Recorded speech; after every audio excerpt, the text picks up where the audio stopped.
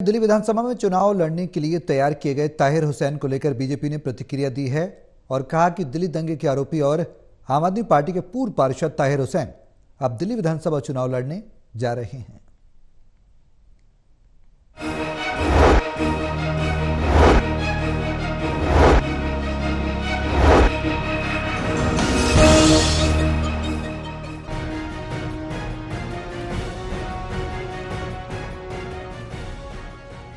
राजधानी दिल्ली में एक तरफ चुनाव है तो वहीं दूसरी तरफ इस चुनावी माहौल में लगातार राजनीतिक दल वार पलटवार कर रहे हैं। दरअसल बीजेपी नेता कपिल मिश्रा समेत दिल्ली बीजेपी के वरिष्ठ प्रवक्ता प्रवीण शंकर कपूर ने कहा है कि देश में लोगों को बांटने और आग लगाने में मशहूर ओवैसी का एक ट्वीट आया जिसमें वो इंसान है जिस इंसान के घर में बम मिले, युवा अंकित शर्मा का मर्डर हुआ, उस ताहिर हुसैन को पार्टी में शामिल किया गया जिसका बयान कोर्ट में दर्ज है। चुनाव के पहले भी 5 साल पहले शाहीन बाग के नाम पर ये उपयोग किया गया और दिल्ली में चुनाव के 12 दिन बाद कितने पाप किए गए और एक बार फिर से वही दोहराने की कोशिश की जा रही है। ओवैसी बी टीम है केजरीवाल की, इसलिए ताहिर हुसैन को ये मुस्तफाबाद से प्रत्याशी घोषित की जा रही है।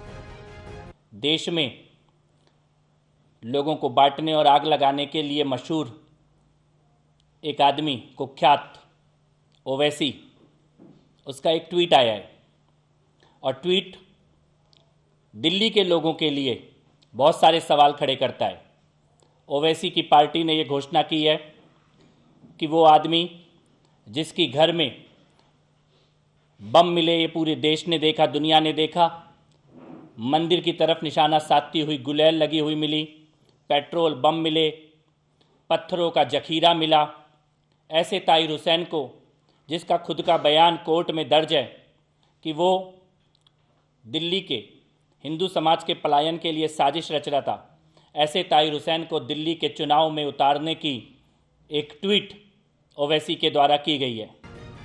तो वहीं दिल्ली बीजेपी प्रवक्ता प्रवीण शंकर कपूर ने कहा कि दिल्ली दंगे के दोषी ताहिर हुसैन को गले लगाकर सैकड़ों दंगा पीड़ित हिंदू मुस्लिम परिवारों के जख्मों पर नमक छिड़कने के लिए हम दिल्ली वाले एमपी असुद्दीन ओवैसी की कड़ी निंदा करते हैं। दिल्ली में उसी एक्सपेरिमेंट को करने की कोशिश कर रहे हैं ताकि दिल्ली में मुस्लिम वोटों को डरा कर लिया जाए।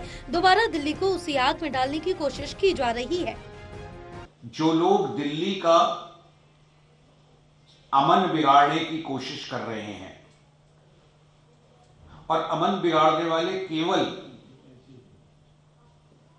एक समुदाय के दुश्मन नहीं होते, वो हर समुदाय के दुश्मन होते हैं। उनका धंधा केवल राजनीति होता है। और जो आज एक बड़ी दुखद घटना दिल्ली में हुई है कि एक अपने को राजनीतिक दल कहने वाले पार्टी ने एक क्रिमिनल को अपने गले लगाया है, उस पर भारतीय जनता पार्टी का वक्तव्य और दिल्ली में किस तरह अरविंद केजरीवाल की, मैं तो इसे अरविंद केजरीवाल की ही सरकार कहता हूं। बहरहाल आपको बता दें कि दिल्ली बीजेपी का कहना है कि अब ये बर्दाश्त नहीं होगा क्योंकि लोगों के घाव भरे नहीं और आंखें अभी भी खुली हुई है। इलीगल और अवैध बिल्डिंग की जांच हो और कार्रवाई हो, इसके लिए एमसीडी कमिश्नर से बात की जाएगी। दिल्ली से रिया राय की रिपोर्ट।